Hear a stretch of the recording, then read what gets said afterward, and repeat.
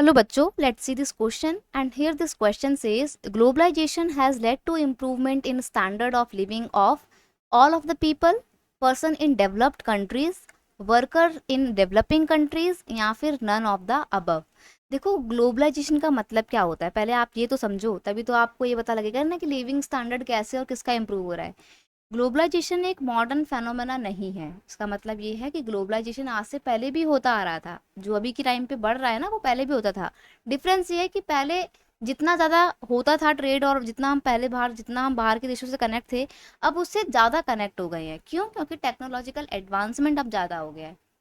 Globalisation का मतलब होता है, it means integrating the economy of a country with the economies of other countries under the conditions of free trade, capital and movement of person across the border. देखो globalisation अगर हम नाम से देखें तो ग्लोबल का मतलब होता है वर्ल्ड लेवल पे और एशियन का मतलब होता है प्रोसेस, यानी कि वो प्रक्रिया जो पूरे वर्ल्ड लेवल पे हो रही है, जिसमें एक देश की इकोनॉमी अदर देश की इकोनॉमीज के साथ में इंटीग्रेट होती है। वो इंटीग्रेट सिर्फ ट्रेड के थ्रू नहीं हो रही है, बल्कि कैपिटल फ्लो हो रहा है, लोगों का आना जाना हो रहा है, कल्चरल एक्सचेंज हो रहा है, ट्रेड हमारा फ्लॉरिश हो रहा है। इसकी वजह से हम इंटीग्रेट ज़्यादा हो पा रहे हैं। इसे ही बोला जाता है ग्लोबलाइजेशन।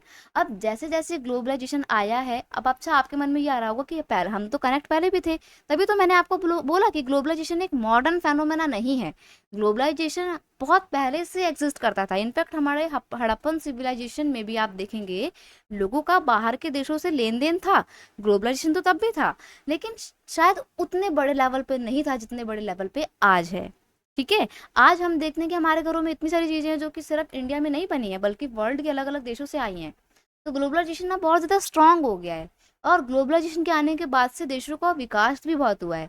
लेकिन क्या इसका जो डेवलपमेंट हुआ है ग्लोबलाइजेशन के आने के बाद से, जो विकास हुआ है लोगों का, क्या वो सबका एक समान हुआ है? यानी कि गरीब देशों को भी उतना ही फायदा हुआ है जितना अमीर देशों को हुआ है?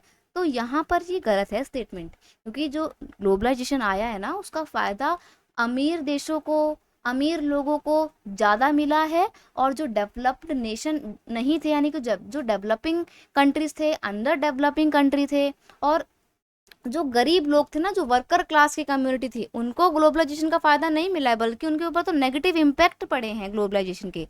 तो ऑल पीपल तो इसका आंसर नहीं है। डेवलपिंग कंट्री के वर्कर्स तो बिल्कुल भी नहीं, क्योंकि ये तो बेचारे परेशान हुए हैं ग्लोबलाइजेशन के आने की वजह से।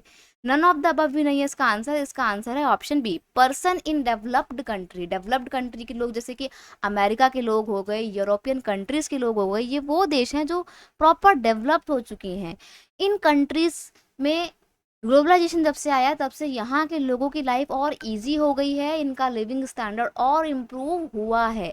तो यहाँ पर ऑप्शन बी सही आंसर है। I hope you understood it very well. Best of luck.